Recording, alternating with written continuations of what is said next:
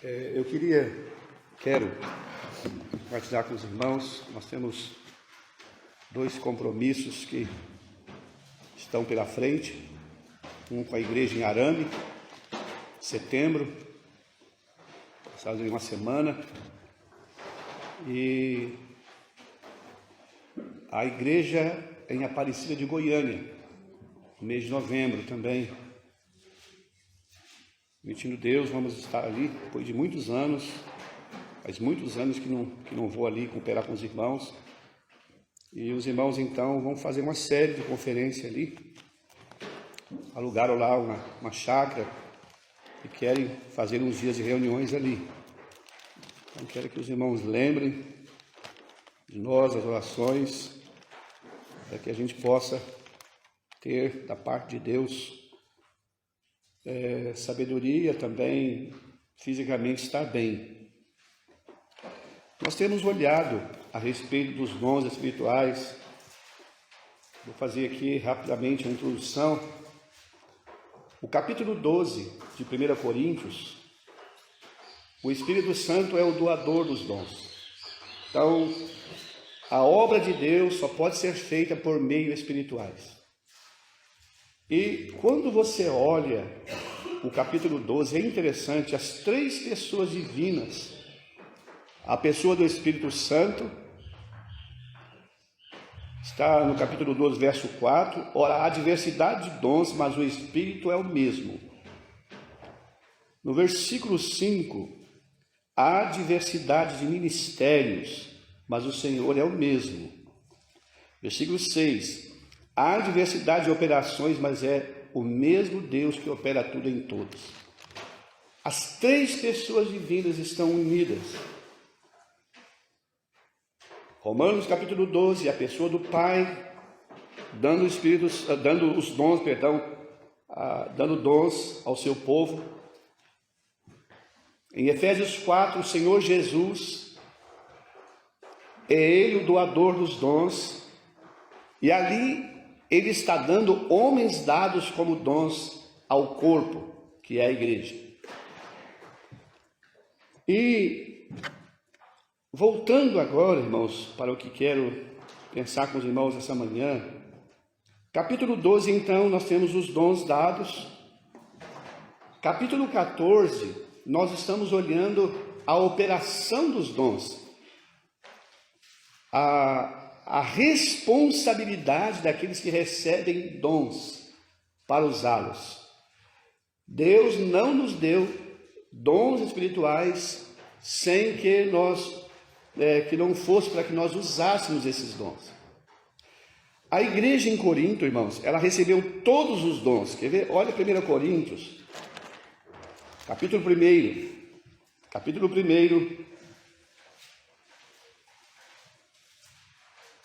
versículo 7. De maneira que nenhum dom vos falta, esperando a manifestação de nosso Senhor Jesus Cristo. Uma igreja tendo todos os dons. Já imaginou isso? Que riqueza! Como eram as reuniões do povo de Deus ali em Corinto, seria algo para que a gente pudesse pensar. Mas a igreja em Corinto, irmãos, a igreja em Corinto parece que ela se perdeu no exercício dos dons. E é exatamente o Espírito Santo, na pessoa de Paulo, vai trazer esse capítulo 13 de 1 Coríntios 13, exatamente, mostrando esse equilíbrio, essa balança no exercício dos dons.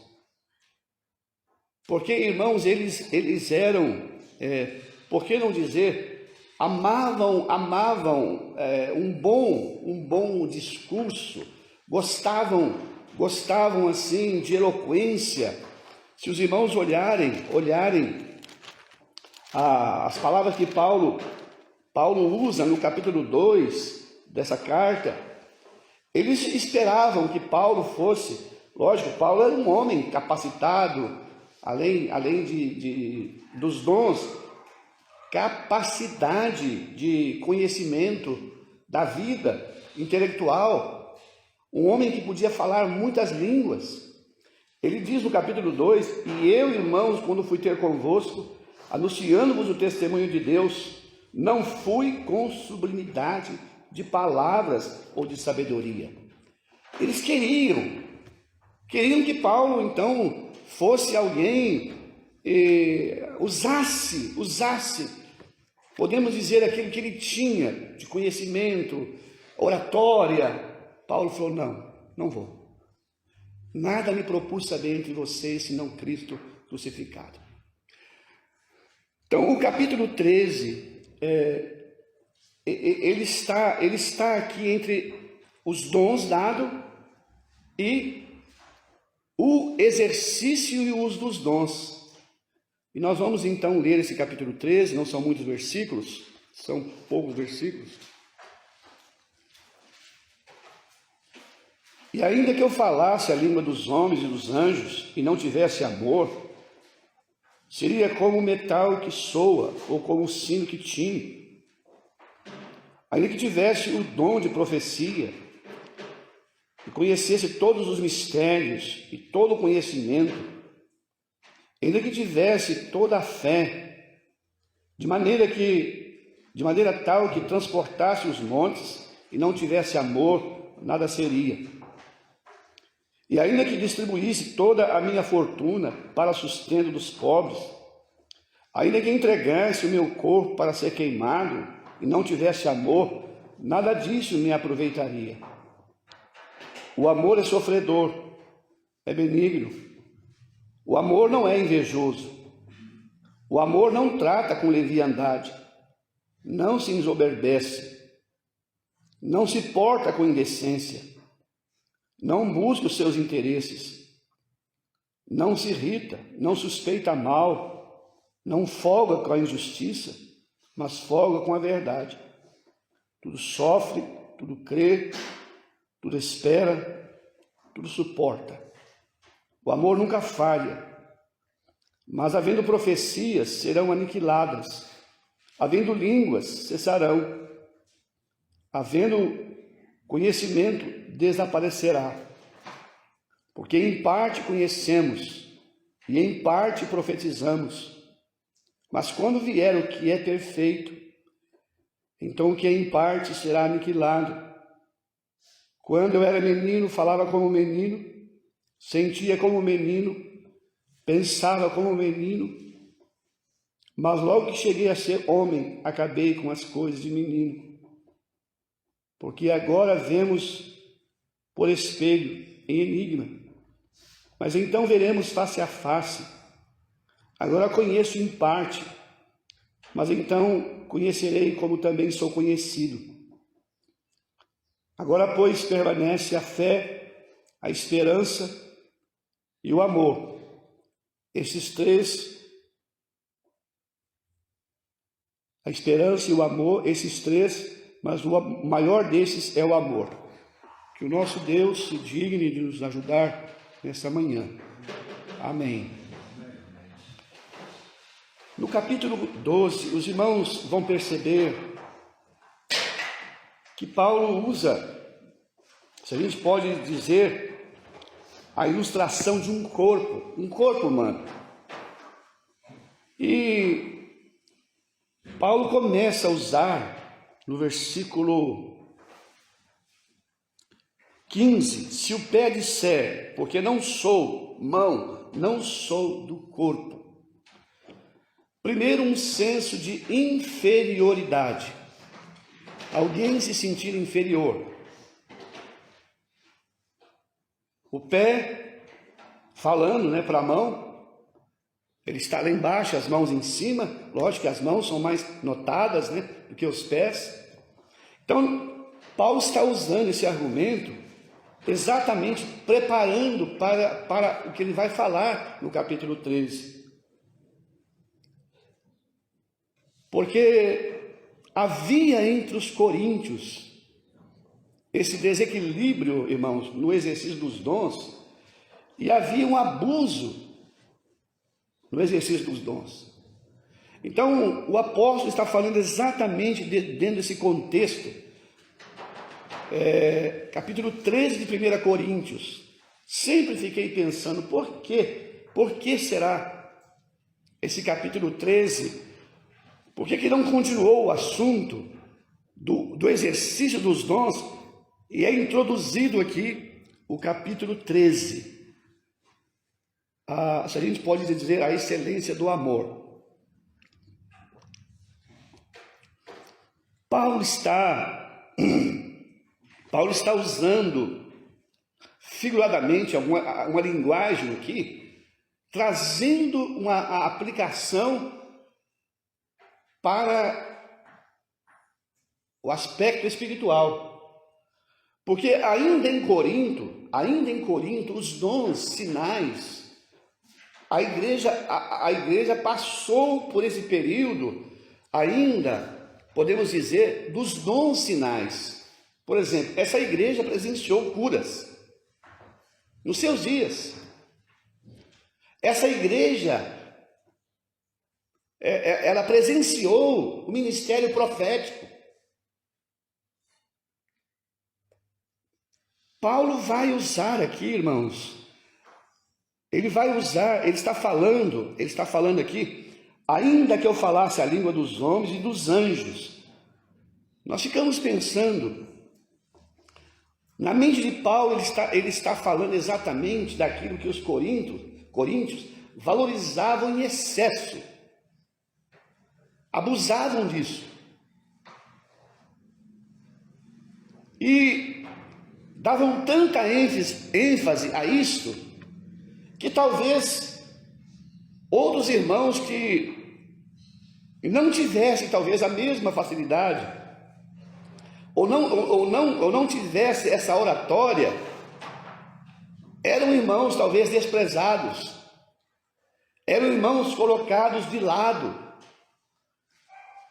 Então aqueles irmãos parecia então serem os donos, né, podemos dizer assim, do ministério. Aí Paulo está usando exatamente essa figura de uma pessoa. Ele usa aqui, ainda que eu tivesse o dom de profecia. Queria que os irmãos observassem isso. Paulo vai falar de dons aqui, desses dons sinais, que eles vão deixar de existir. Ou talvez já tinham deixado de existir, mas que os coríntios estavam ainda alimentando eles. Ele vai falar o dom da profecia. O que seria o dom da profecia? Era receber de Deus. Lembra que eles não têm escrito? Nós chamamos esse conteúdo chamado Novo Testamento. Queria brevemente falar algo sobre esse respeito. Eu não sei em que parte da história um grupo de homens reuniu para analisar os livros, Velho e Novo Testamento, chamado canon. A ideia era uma cana de medir, da onde vem a palavra canon. E esses livros eram estudados à inspiração. Só os livros inspirados por Deus foram incluídos no canon. Muitos livros foram, vamos assim dizer, reprovados, não passaram, não foram aceitos como inspirados. Então, quando nós pensamos no dom da profecia, que já havia terminado nos dias ainda de Corinto, que eles estavam ainda dizendo, ou estavam reafirmando, Paulo diz, ainda que eu tivesse o dom de profecia. Agora, ele vai falar de um outro dom, irmãos. Mistérios e do conhecimento. Está tudo aqui no capítulo 12, se você olhar, olha bem. Está no versículo 8. Porque a um pelo Espírito é dada a palavra da sabedoria e a palavra do conhecimento. Paulo está mostrando aqui exatamente, falando de alguém superdotado, alguém que se achava superdotado e que tinha esses dons, né? Alguém que pudesse falar a língua dos anjos. Agora ele fala o dom da profecia, dom de mistério, de conhecimento, ainda que tivesse toda a fé. A fé aqui é a fé, irmãos, que acompanhava a realização dos milagres naqueles dias. Não é a fé diária, não é a fé para a salvação que o nosso irmão falou ontem, salvos. O dom da fé que Deus dá a todo ser humano para que ele possa vir a crer no Senhor Jesus Cristo. Então não é essa fé aqui era o dom dado para exercício dos milagres. De maneira que transportasse os montes e não tivesse amor, nada seria. Então Paulo está mostrando aqui, mostrando para nós esse equilíbrio nesse exercício desses dons. E Paulo então agora ele vai mostrar para todos nós, para aquela igreja, mas serve para nós também. Paulo vai mais adiante. Ainda que eu distribuísse toda a minha fortuna para sustento dos pobres, e ainda que entregasse o meu corpo para ser queimado e não tivesse amor, nada disso aproveitaria. Que preciosidade! Paulo, eles conheciam Paulo, sabia quem era Paulo, e Paulo então pode apresentar essas verdades aqui do versículo 4 em diante, nesse ambiente congregacional, irmãos, nesse ambiente onde nós pensamos há um arqui-inimigo, um inimigo feroz. Eu creio perfeitamente que esse inimigo não é o seu ambiente.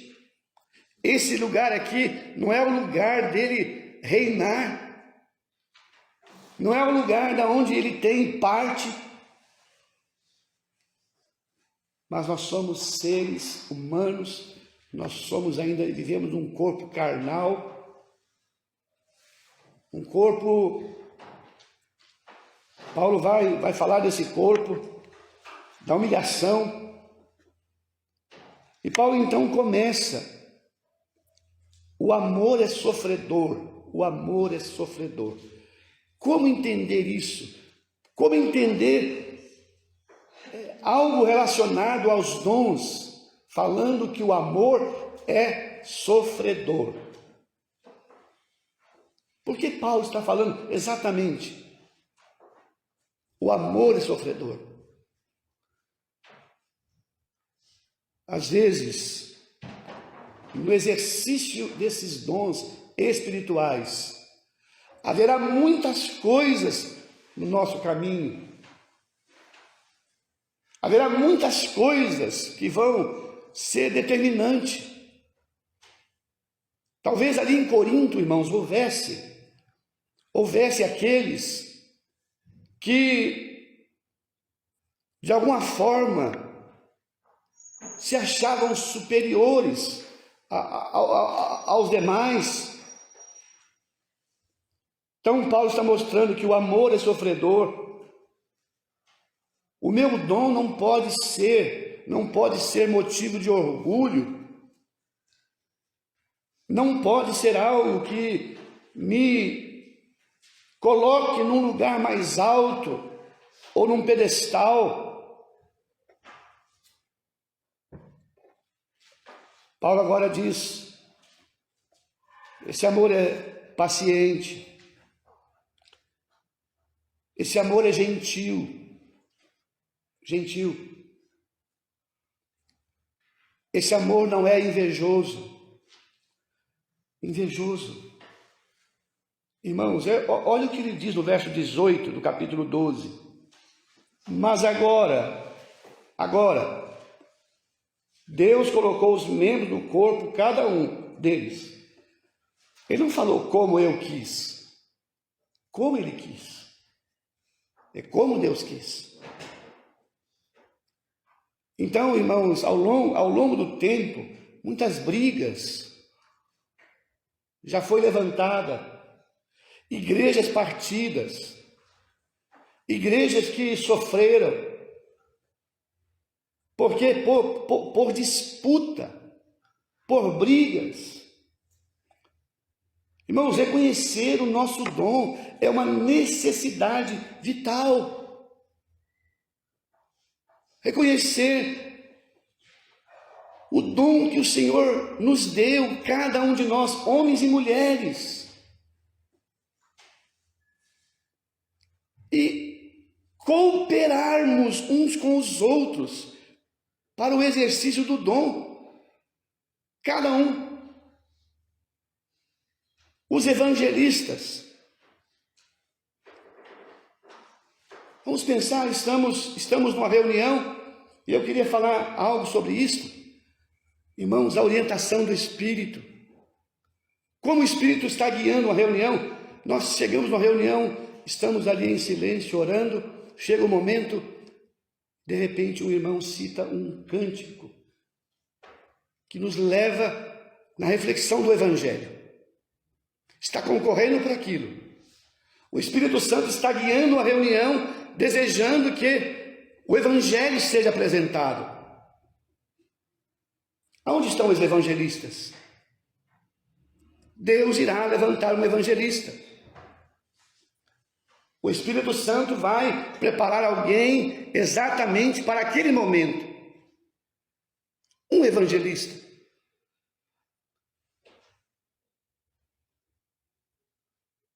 Pensamos numa reunião de ministério, de ensino.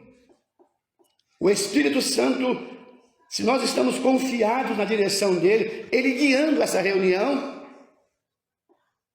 para o ensino, ele é soberano. Irmãos, ele vai levantar o ensinador. Não sermos orgulhosos de pensar que nós não reconhecemos quem são os ensinadores. Não haver orgulho em nós, soberba. Então, cada um de nós reconhecendo o dom que o Senhor nos deu, a capacidade, a medida do nosso dom, da nossa contribuição, no aspecto para ajudarmos. Então, o amor não é invejoso.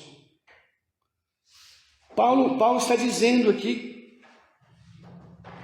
ele volta na questão do corpo,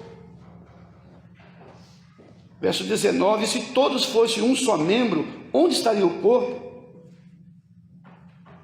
Verso 21, e o olho não pode dizer à mão, não tenho necessidade de ti, nem ainda a cabeça aos pés, não tenho necessidade de vós. Que o Senhor, irmãos, nos ajude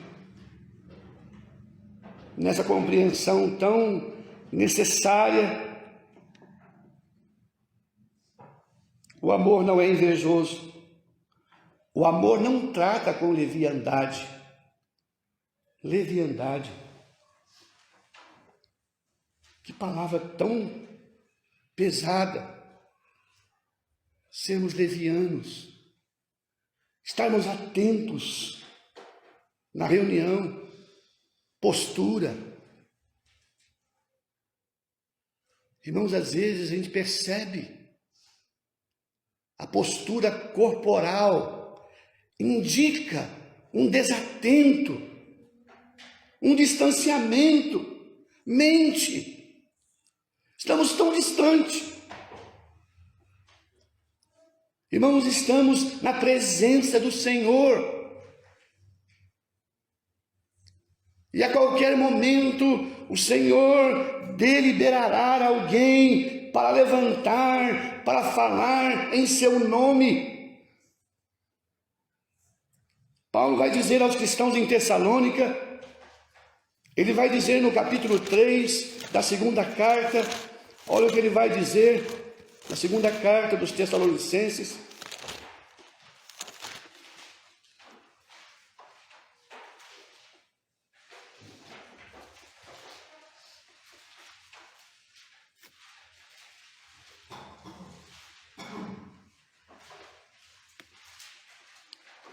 O versículo que eu queria encontrar aqui, irmãos, posso ler o versículo primeiro? No demais, irmãos meus, rogai por nós, para que a palavra do Senhor tenha livre curso e seja glorificada, como também o é entre vós. Mas o que eu queria encontrar aqui, me fugiu a mente agora, eles a receberam como palavra de Deus, e não como palavra de homem, palavra de Deus. Aqueles irmãos estavam recebendo a palavra como vinda do coração de Deus para eles. 1 Coríntios, 1 Tessalonicenses 2, 3. 2 e 3.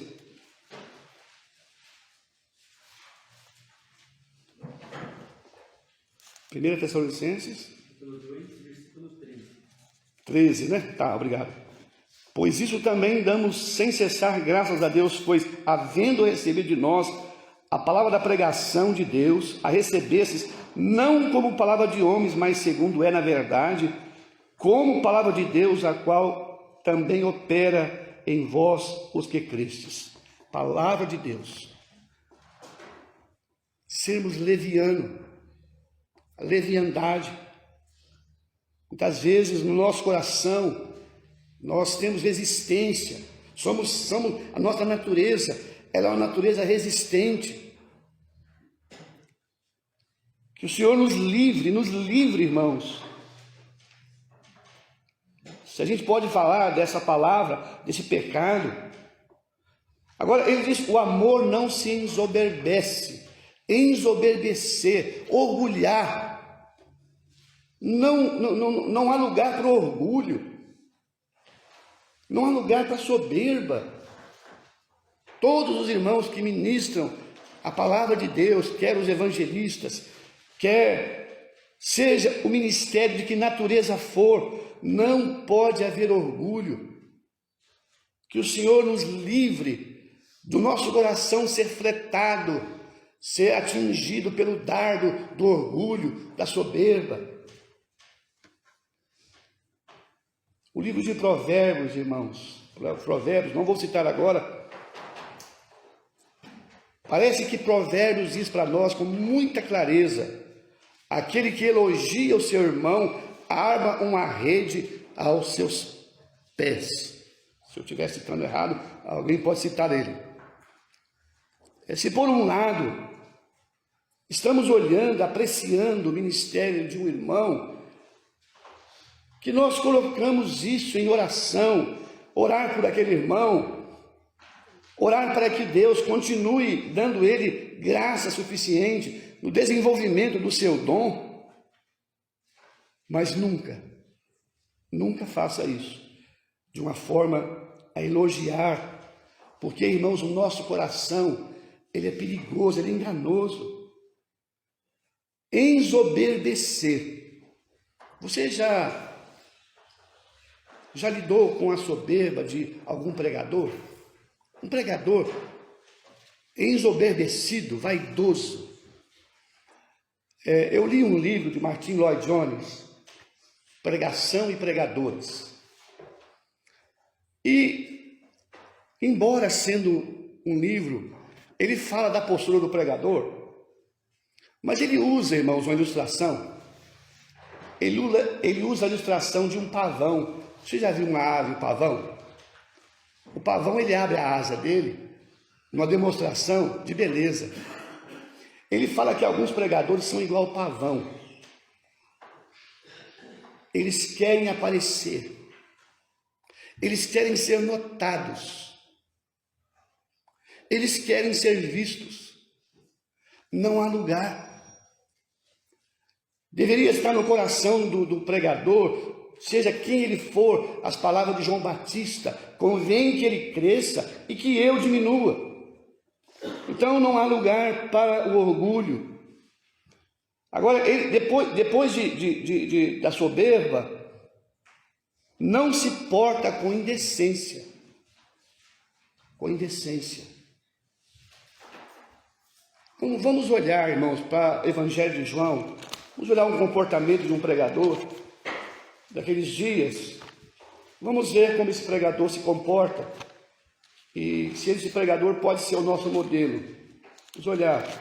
Evangelho de João, capítulo 1.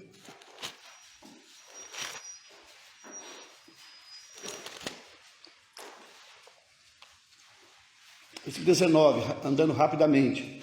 Este é o testemunho de João, quando os judeus mandaram de Jerusalém sacerdotes e levitas para lhe perguntarem: quem és tu? Lembra que João é um pregador. E confessou, e não negou, confessou: eu não sou o Cristo. E perguntaram-lhe então: és tu Elias? E disse: não sou. És tu profeta? E respondeu: não. Disseram depois: quem és tu? Para que demos resposta àquele que nos enviaram. Que diz de ti mesmo? E disse: eu sou voz que clama no deserto.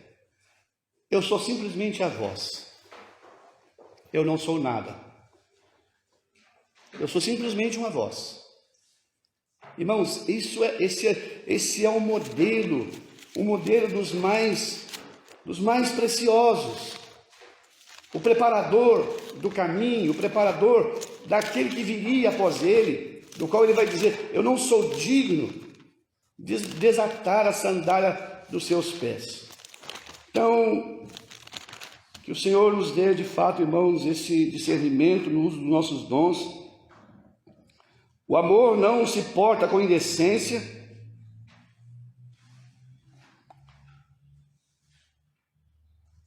não busca os seus interesses, não se irrita e não suspeita mal. É provável que no exercício do seu dom alguém vai criticar você. Alguém não vai se sentir confortável, haverá críticas, haverá coisas que são desagradáveis de ouvir. Paulo está dizendo: o amor não se porta com indecência, não busca os seus interesses, não se irrita, não suspeita mal, não leva em consideração. Tenho certeza que já ouvimos coisas que todo pregador, todo irmão que ensina, que prega, vai ouvir coisas, e tem que estar preparado para lidar com isso. Alguém vai chegar para você e dizer assim: olha, eu não gostei do que você pregou. Eu não gostei. Será que você já ouviu isso? Será que isso vai ser um ponto tão forte, Então ele está dizendo assim: o amor não se porta com indecência, não busca os seus interesses, não se irrita, não suspeita mal, não folga com a injustiça, mas folga com a verdade. Talvez sejam os pontos mais difíceis na realização do nosso dom, dos nossos dons. Encontrar essa balança, esse equilíbrio, encontrar esse lugar.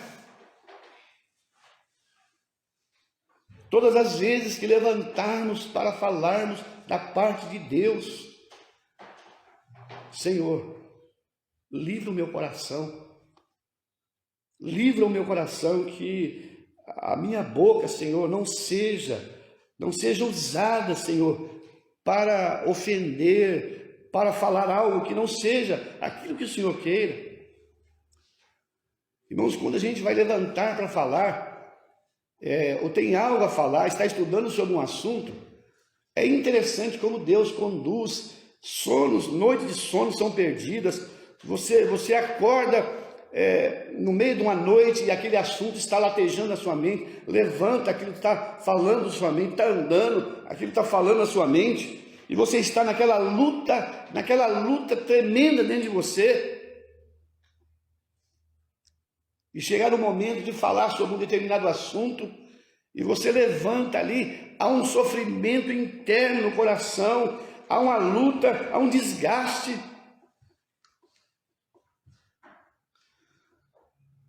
Versículo 7. Tudo sofre, tudo crê, tudo sofre, tudo crê. Que amor é esse? Que amor é esse que levou irmãos a dar a vida em lugares dos mais longínquos? E esses irmãos não foram tratados como, vamos assim dizer, a altura daquilo que de fato eles deram. Eu vou citar alguém aqui, irmãos. Finalzinho da vida do nosso irmão, Sr. Ronaldo Watterson. Nós que estávamos mais perto dele, irmãos, sabemos o quanto aquele irmão foi humilhado, irmãos. Humilhado. Abandonado pelos seus amigos de ministério. Um irmão chegar a dizer que a doença que ele tinha era uma consequência das divisões que ele causou no Brasil. Isso eu sei porque eu ouvi dele, irmãos. Eu ouvi dele, dona Janeta. Tem um irmão que fez uma lista de pecados para ele e levou na casa dele, foi ele e a esposa, sentou com ele na mesa e leu para ele a lista de pecado dele e falou para ele que ele tinha que se arrepender daquilo e dava murro na mesa. Irmãos, o amor não folga com injustiça, mas folga com a verdade. Tudo sofre, tudo crê, tudo espera e tudo suporta. Se você tiver condição de olhar essa palavra suportar, a ideia de alguém fazendo sombra. É como esse telhado aqui, ele está sobre aqui, podemos assim dizer, tem toda aqui uma estrutura, onde o telhado foi colocado por cima, e nós estamos por baixo, recebendo, usufruindo da sombra, longe do sol, da chuva. Suportar aqui é sofrer toda a carga, tudo aquilo que é colocado sobre você, e você está fazendo sombra para outros, mesmo que você não receba, mesmo que as pessoas não te dão em troca, mas você está ali. O amor tudo suporta. O amor nunca falha. Nunca falha. Agora Paulo vai entrar em detalhes aqui que eu quero correr também. Mas havendo profecias, serão aniquiladas. Havendo língua, cessarão. Havendo conhecimento, desaparecerá. Observou bem o início agora. Paulo volta novamente em alguns dons que os coríntios estavam brigando, irmãos, disputando espaço para exercitar eles, dons que haviam cessados. Aí Paulo agora diz assim: porque em parte conhecemos e em parte profetizamos. Por que será que em parte conhecemos e em parte profetizamos? Meus irmãos, lembra que eu falei que esse livro não estava completo, estava sendo escrito? Em parte. O canon não estava completo. Estava em partes, conhecemos, em parte profetizamos. Mas quando vier o que é perfeito, irmãos, o perfeito aqui não tenho dúvida nenhuma que são as Escrituras completas. Todo o Novo Testamento escrito. Então, o que é em parte será aniquilado. Paulo agora vai usar aqui uma ilustração interessante. Quando eu era menino, falava como menino, sentia como menino. Irmão, ele está falando algo aqui interessante. Desse processo da formação das Escrituras. Passo a passo. A formação. Podemos pensar agora, irmãos, os evangelhos. Podemos pensar as epístolas, as pastorais. todo esse conjunto de verdade que vai nos ser entregue. Paulo está mostrando assim, olha, essa questão da maturidade aqui, falando quando eu era menino, falando desse processo gradativo da formação do canon das Escrituras. Agora ele diz, pensava como menino, mas logo que cheguei a ser homem, acabei com as coisas de menino. Agora nós temos uma revelação clara, profunda, aberta. Não temos mais essa necessidade. Ele vai dizer na carta aos Efésios, capítulo 4, rapidamente, irmãos, rapidamente, capítulo 4, versículo 14, para que não sejamos mais meninos, inconstantes, levados por todo o vento de doutrina, pelo engano dos homens, que com astúcia enganam fraudulosamente. A palavra meninos novamente. Agora, rapidamente, irmãos, verso 12. Mais uma ilustração. Essa ilustração do menino mostrando que as revelações de início não davam clareza, mas quando elas atingiram a sua plenitude, elas foram claras. Todas as verdades juntas. Paulo, então eu deixei as coisas de menino. Agora eu sou adulto, eu tenho clareza. Paulo agora usa uma outra ilustração, porque agora vemos por espelho em enigma. Irmãos, isso é sublime demais. A ideia aqui, irmãos, era de que na antiguidade os espelhos eram feitos de cobre.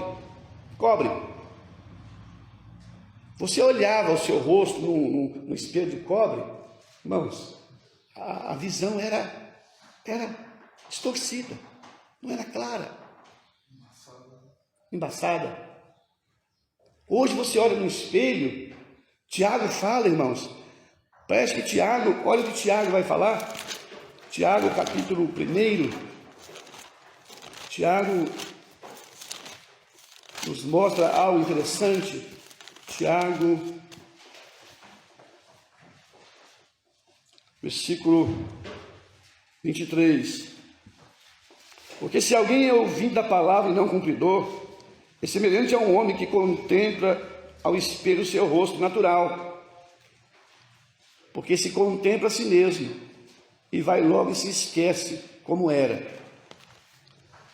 Então, Paulo está mostrando, porque agora vemos que é por um espelho, em enigma, mas então veremos face a face.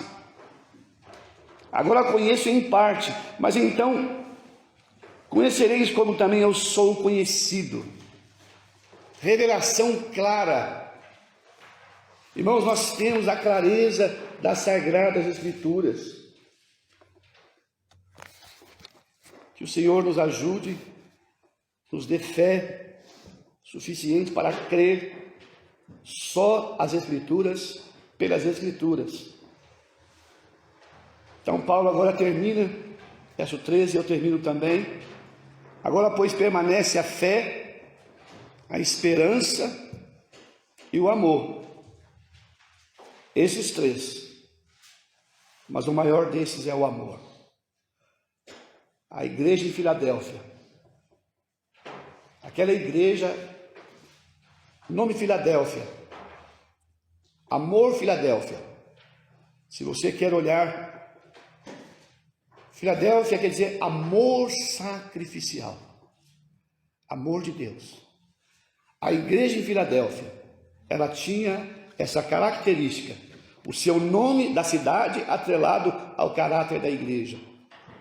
Irmãos, que o Senhor nos ajude, nós aqui, todos nós, compomos o testemunho da igreja em Maringá. Que haja uma característica em nós. Que haja uma característica em nós de alguma maneira. Não vista por nós, mas dos de fora. Que nós não esqueçamos disso, dos nossos relacionamentos. Que esse amor seja a balança controladora do exercício dos nossos dons, nossos relacionamentos, respeito mútuos uns pelos outros, consideração. Que o Senhor nos leve, irmãos, para o ponto mais alto. Que o Senhor nos ajude, cada um de nós, a pensar. Que o Senhor possa ter controle sobre a nossa vida. Amém.